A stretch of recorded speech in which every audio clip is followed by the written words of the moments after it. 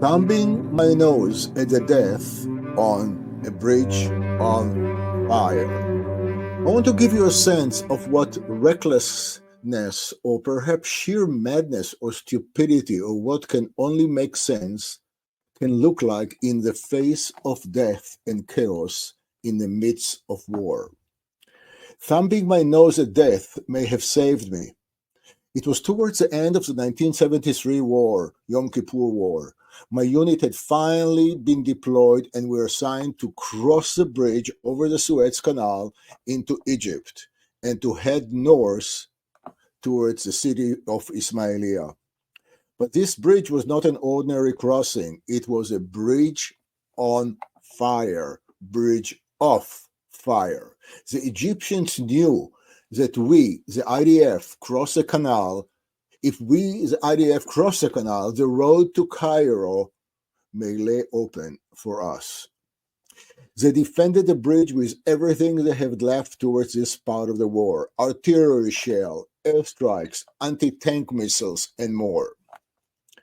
When my unit arrived at the bridge, and many Israeli tanks and vehicles were already in flames, flying off the bridge like toys thrown aside by the child who were having a tantrum. It was chaotic, deadly game of chicken. Our military engineer worked miraculously, repeatedly rebuilding the bridge, even as it was torn apart under the relentless assault. Their prevalence was heroic, and the losses were catastrophic. Then came the order. My unit was commanded to cross the bridge, move towards forward north along the Suez Canal towards the town of Ismailia.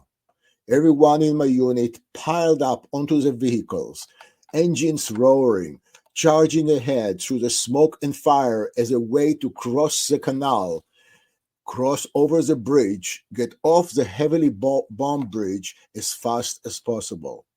But not me, and not one of my few officers' friends. Fueled by some combination of bravery, defiance, intuition, and let's be honest, sheer stupidity, my officer friend and me decided to cross the inferno on foot, rather much faster in a jeep or a tank.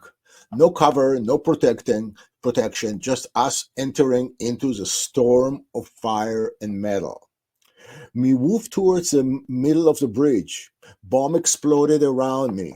Sharpenal whistled by. People dying. And there we were, two fools, two idiots, competingly joking who would be the first to die.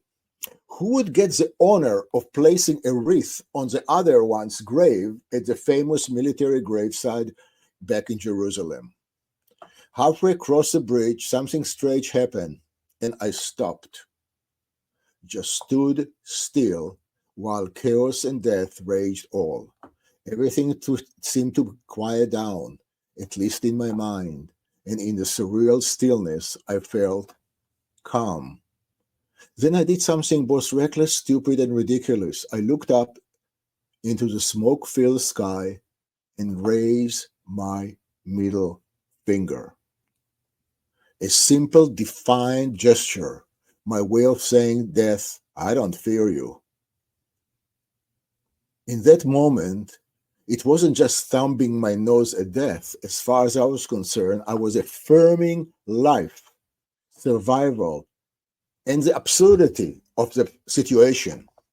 It was a way to reclaim my humanity in the midst of inhuman, deadly chaos. I survived the bridge of fire, and every time I look back and wonder, was it courage, madness, stupidity, luck, divine intervention? Maybe it doesn't matter. Maybe it was just my way of telling the universe, I'm still here, and I'm not scared. Such facing life through prospect and acceptance of death has led beyond anything I could have ever envisioned as I re-experience it or even seeked it repeatedly throughout my life.